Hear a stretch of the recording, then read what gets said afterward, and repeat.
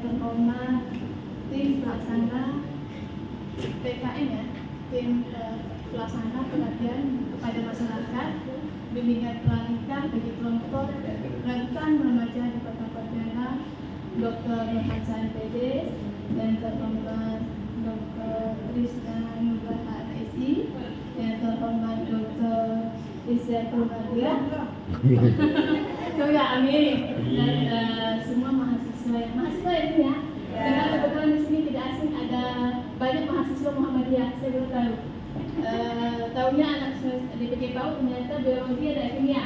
Nah, dan yang lainnya mungkin baru ketemu saya hari ini, salam kenal. Semoga kita berbagi ilmu sebenarnya kebetulan yang ada di sini sudah ada kita semua. Ya kebetulan kami sudah menikah duluan, bukan jadi kami punya pengalaman gitu ya. Pengalamannya mungkin nggak terlalu gimana ya, tapi bisa untuk berbagi seperti itu. Baik, di sini saya dipercayakan untuk memberi materi tentang pengasuhan bagi ibu dan ayah semua. Tadi Ibu Isyatul telah membahas tentang nikah, ya. Kayaknya di sini sudah punya calon. Ada yang sudah punya calon? Atau masih mencari? Semoga sudah ada yang ketemu ya. Nah, tetap dari kita ini dapat mencari, insya Allah akan datang sendiri Bu ya. Nah, perbaiki diri dulu, insya Allah kita akan mendapat yang lebih baik. Yang pertama jodoh itu cermin dari kita ya. Kalau kita baik, insya Allah dapat jodoh yang baik. Jadi kalau belum baik, perbaiki dulu sebelum kita mendapatkan jodoh dan harapan mendapat jodoh yang lebih baik lagi. Ya.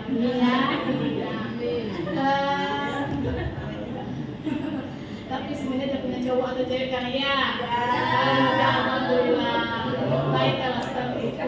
Berarti kira-kira tadi kan sudah membahas tentang pernikahan. Pastinya kalau sudah membahas pernikahan, kalau sudah menikah kita akan menjadi calon orang tua. Ya, calon ayah, calon ibu ya. Nah, calon ayah, calon ibu. Di sini yang pastinya yang bisa terlibat saya. Nah, apa sih dikatakan dengan orang tua? Orang tua adalah ayah dan ibu yang bertanggung jawab atas pendidikan anak dan segala aspek kehidupan sejak anak masih kecil hingga mereka dewasa. Kayaknya paling ya sebagai orang tua bebannya berat nggak sih? Berat ya. Begitulah makanya nggak boleh suka ngelawan kalau orang tua kasih tahu ya. Nanti setelah kita menjadi orang tua baru kita mengatakan ya Allah ternyata tanggung jawab sebagai orang tua itu berat sekali kan. Kalau sekarang mungkin dikasih tahu orang tuanya masih suka ngelawan, ngeyel, terus masih egois gitu ya. Dengan apa ya itu orang tua nggak mau urusan saya. Nanti setelah kita menjadi orang tua baru kita tahu bahwa tanggung jawab itu mau besar. Ya seperti itu. Baik setelah tadi membahas tentang pengasuhan itu sama juga dengan parenting ya. Yang dikatakan pengasuhan itu yaitu merupakan proses mendidik anak dari kelahiran hingga anak memasuki usia dewasa. Terus ada lagi mengatakan bahwa proses interaksi antara orang tua dan anak dalam mendukung perkembangan fisik, emosi, sosial, intelektual, dan spiritual. Itu mendukung. Jadi proses interaksi itu banyak sekali ya. Salah satunya yaitu perkembangan fisik, ada tentang emosi, sosial, intelektual, dan spiritual. Sehingga anak kita bisa tumbuh dan berkembang menjadi pribadi yang cerdas, yang mandiri, sehat, berbudi pekerti yang luhur ya, dan berakhlak mulia. Itulah akhir dari tujuan akhir kita ya, anak kita bisa menjadi anak yang cerdas, mandiri, berserta berakhlak mulia. Sekarang mungkin kita bisa melihat banyak sekali masalah-masalah di kehidupan kita ya. Mungkin kalau zaman dulu orang tua bisa punya anak sampai belasan ya. Ya. Salah satu contohnya kami ada 9 bersaudara. Nah, mungkin ada yang 12 di sini. Ada? Neneknya ada 12. Zaman dulu banyak sekali ya anak-anak orang tua punya anak banyak. Kalau sekarang kayaknya satu aja udah nggak sampai stop. Yuk. Karena banyak sekali ya masalah-masalah yang kita hadapi. Kalau zaman dulu mungkin masalahnya itu masih bisa teratasi. Sampai itu pengalaman ya dari orang tua saya lah, kebetulan memang kami banyak bersaudara. Ibu saya pernah mengatakan begini, saya anak 9 bisa ngurus kalian sambil kerja, itu betul-betul. Tapi giliran kalian cuma satu, kayaknya kepanikan sendiri, gitu kan? Ya memang masalahnya itu berbeda zaman dulu dengan zaman sekarang ya. Zaman sekarang salah satunya yang bisa kita lihat apa permasalahannya? Ada yang tahu? Gadget. Ya, gadget itu menjadi apa ya, masalah yang sangat kayak sekarang itu kayak riskan ya. Karena semua anak hampir semuanya punya gadget ya. Walaupun mereka bisa menggunakan punya orang tuanya, tapi dengan begitu mungkin kadang orang tua itu tidak memberi suatu batasan ketika mereka menggunakan gadget. Nah, nanti kita akan bahas. Nah, tadi dikatakan mengapa kita harus memahami tentang pengasuhan atau parenting. Pertama, salah satunya yaitu mempersiapkan kita menjadi orang tua. Nah, untuk menjadi orang tua itu perlu persiapan yang matang ya, karena kita tidak hanya sekedar menikah udah selesai, tapi perjalanan kita tuh masih panjang sekali ya untuk menjadi proses orang tua yang baik. Nah, makanya kita harus persiapan menjadi orang tua itu lebih matang. Salah satunya yaitu apa ya, pribadi kita ya. Tadi terkait dengan mengelola emosi dan stres. Banyak ibu muda sekarang yang stres menghadapi masalah-masalah kehidupan rumah tangga, ya. Karena dalam rumah tangga kita sebenarnya kalau saya pikir rumah tangga itu bukan menyelesaikan masalah, tapi menambah masalah baru dalam hidup, ya. Kalau saya, kenapa? Mungkin waktu pas kita masih remaja ya, kita belum nikah, kita masih mikir kita sendiri, kan? Nah, tapi ketika kita setelah menikah, kita tidak bisa memikirkan kita sendiri, tapi harus kita pikirkan adalah suami, mikir anak lagi, belum yang lain-lain sebagainya. Nah, makanya saya bilang menikah itu menambah masalah baru dalam hidup kita. Tapi bukan berarti kita langsung takut menikah, tidak juga, gitu kan? Ya itu harus kita jalani ketika kita memilih dan untuk menikah, kita harus siap untuk menghadapi masalah-masalah tersebut. Ya, tadi mengelola emosi dan stres sehingga ketika ada masalah kita tidak cepat untuk mengambil keputusan yang mungkin akan merugikan kita sendiri dan orang lain. Stres itu pasti, tapi bukan berarti tidak ada penyelesaiannya. Seperti Bu Bisri itu katakan tadi kan bisa psikolog dan lain sebagainya. Terus meningkatkan keterampilan berinteraksi dengan anak. Ini yang sangat penting. Semua orang bisa menjadi ibu, bisa menjadi orang tua, tapi tidak semuanya orang bisa memberikan keterampilan berinteraksi yang baik kepada anak. Makanya kadang anak selalu beranggapan bahwa orang tua itu egois. Orang tua itu tidak mau mendengarkan apa kata kita. Kenapa? Karena cara kita berkomunikasi kepada anak salah. Kita selalu beranggapan bahwa sebagai orang tua kita ini orang yang paling hebat, orang tua yang harus didengar, orang tua yang harus dituruti. Sebenarnya tidak seperti itu. Bagaimana cara kita menjadi orang tua yang baik? Yaitu kita harus bisa memberikan contoh yang baik juga. Salah satunya dimulai dengan komunikasi. Dimulai dari bagaimana cara kita berinteraksi yang baik kepada anak. Terus sinkronisasi pendidikan sekolah dan rumah. Nah, kenapa orang tua harus memiliki pengetahuan yang lebih kepada anak? Karena pendidikan itu tidak hanya di sekolah, tapi pendidikan itu ada di rumah, ada di sekolah dan ada di masyarakat. Yang paling banyak itu adalah di rumah, ya. Tanggung jawab kita tidak hanya sekedar memberikan uang, memberikan pendidikan, tapi kita harus memberikan tempat asuh dan asuh, ya. Bagaimana kita cara mengayomi, bagaimana cara kita memberikan contoh yang baik, bagaimana cara kita memberikan perawatan yang baik kepada anak dan lain sebagainya. Banyak sekali yang harus kita pelajari. Mungkin tidak waktu kita itu seumur hidup mungkin tidak akan bisa selesai untuk belajar menjadi orang tua yang baik, ya seperti itu. Nah, terus di situ ada mendapatkan, tadi yang tentang pendidikan sekolah dan rumah ya. Karena pendidikan itu banyak sekali tentang agama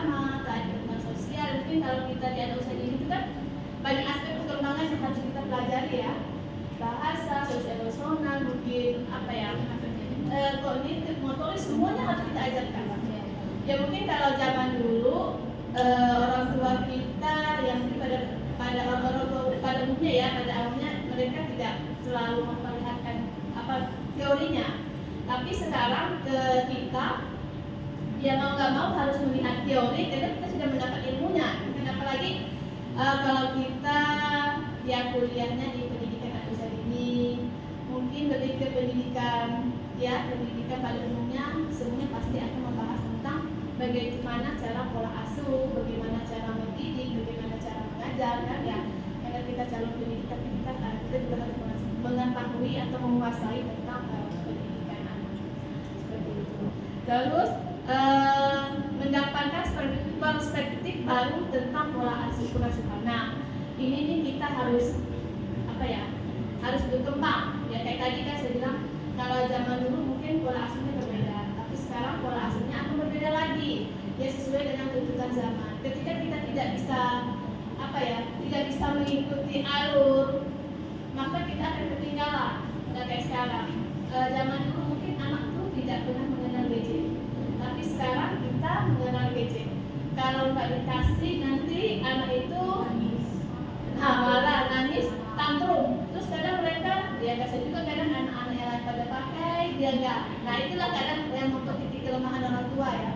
Nah terus kalau zaman dulu mungkin anak sekarang apa ya, abang bisa jaga adik atau kakak bisa jaga adik. Kalau sekarang agak susah kayaknya ya. Lebih sibuk dengan masing-masing. Saking mereka, apalagi udah bawa HP masing-masing, udah hilang cerita, adiknya kemana, kakaknya kemana, dan orang tuanya juga gitu. Yang penting aman kerjanya kasih gadget aja, gitu ya. Nah, padahal itu nanti akan menjadi murah bagi kita sendiri, gitu ya. Terus memahami psikologi anak, nah, itu penting sekali. Dari situlah kita nanti bisa apa ya, memilih pola asuh yang seperti apa sih yang bisa kita berikan kepada anak ketika kita sudah mengenali psikologi anak. Karena anak, walaupun anak itu dilahirkan dari orang tua yang sama ya, orang yang sama, tapi belum tentu secara kepribadian mereka akan memiliki hal yang sama. Ya, makanya kita tahu psikologi anak. Di situ kita tahu bagaimana anak yang seperti ini pola asuh harus seperti ini. Nah, mungkin yang pernah saya lihat itu ya pengalaman ketika saya di TK. Saya pernah mengajar, pas kebetulan anak itu luar biasa aktifnya. Jadi cara guru memberi hukuman itu dengan cara mengurung dia di WC. Nah, mengurung dia di WC, terus yang lain juga ikut di WC.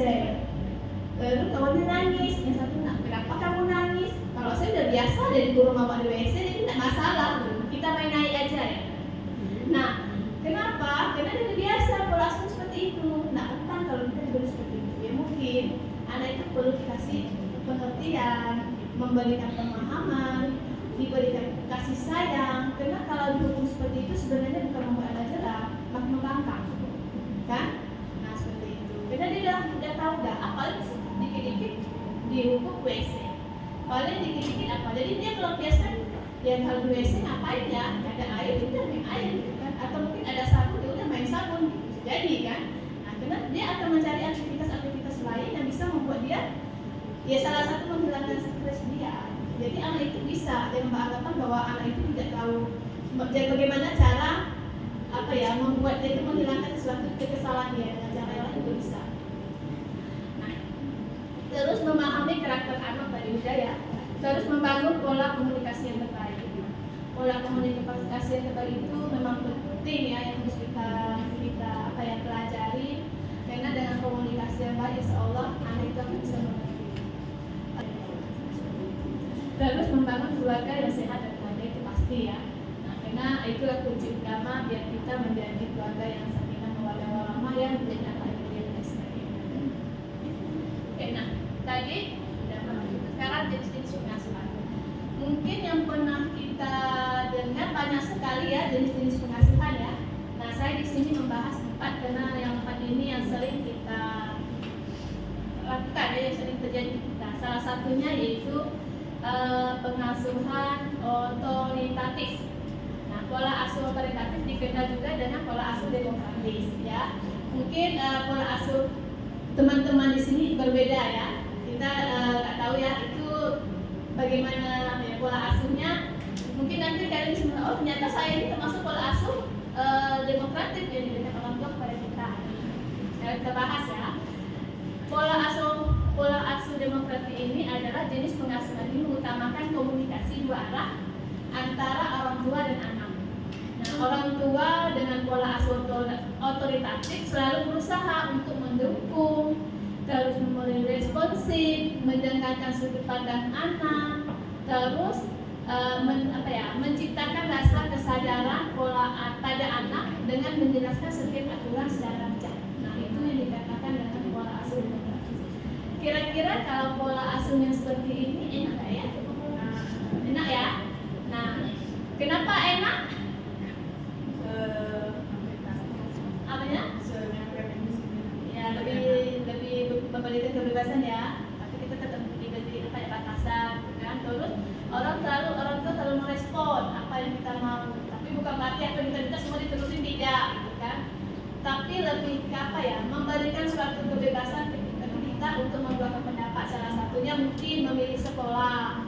Nah, memilih sekolah karena itu sangat menentukan. Kira-kira di sini dulunya kuliah ditentukan sendiri atau ditentukan orang tua? Sendiri. Berarti kalau pilihan sendiri harus tanggung jawab ya, kuliahnya sampai selesai.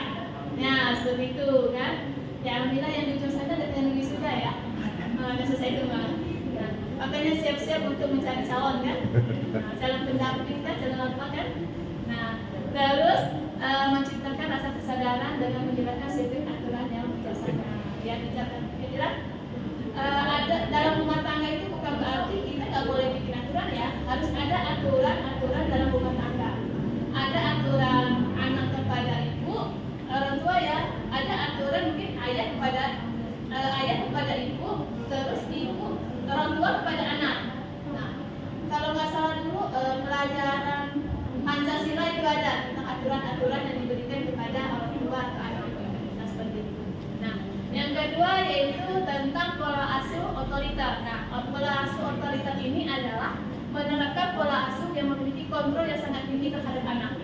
Sedangkan tingkat responsifnya cukup rendah. Pola asuh ini hanya mengutamakan komunikasi satu arah melalui berbagai larangan aktivitas secara ketat. Nah, pola asuh seperti ini kayaknya mengerikan ya.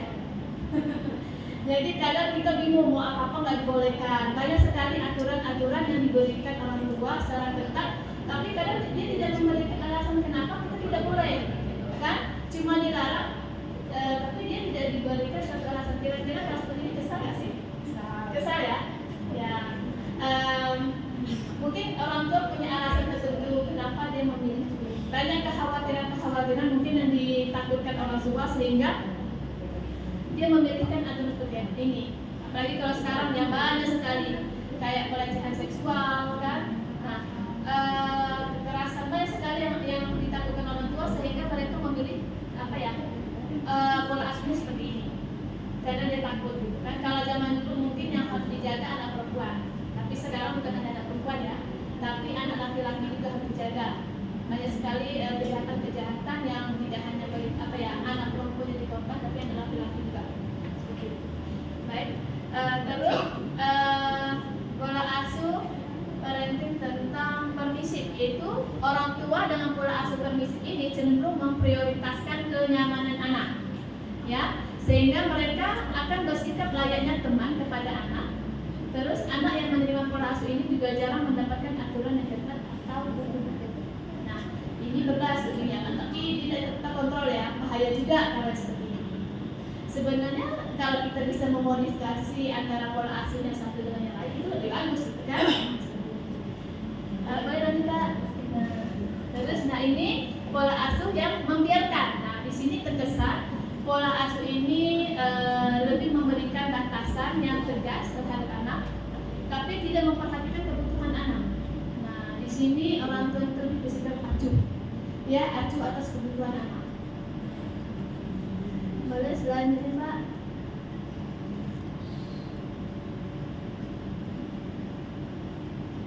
Nah, di sini dampak dari pola asuh. Yang pertama tentang demokratis. dampak dari pola asuh yang demokratis yang bisa kita lihat salah satunya yaitu anak mampu berinteraksi dengan baik. Yang kedua, mudah bekerja sama dengan orang lain. Ketiga, cenderung tidak menunjukkan kekerasan. Yang keempat, cenderung dapat mencapai keberhasilan dalam bidang akademik. Yang kelima, dapat mengendalikan diri dengan baik. Yang keenam, memiliki keterampilan sosial yang bagus. Yang ketujuh, memiliki kesehatan mental yang baik. Nah, inilah dampak dari pola asuh yang demokrasi. Ya, nanti kalian sebagai orang tua boleh memilih pola asuh yang seperti apa yang sesuai dengan anak. Ya, tapi belum tentu nanti anak kita cocok dengan pola asuh yang seperti ini. Makanya tadi dilihat karakteristik perkembangan anak, dilihat dari apa ya, psikologi anak kita seperti apa. Ya. Nah, terus dampak positif dampak dari pola asuh yang otoriter apa? Anak selalu takut salah. Ya, itu tadi kan didikte terus kan, jadi dia takut untuk melakukan kesalahan. Terus sulit menghadapi keputusan sendiri. Dia selalu dipantau terus, sehingga ketika mengambil keputusan dia takut kalau keputusan yang diambil itu salah. Yang ketiga, rentan memiliki masalah mental, ya, karena mungkin stres kali ya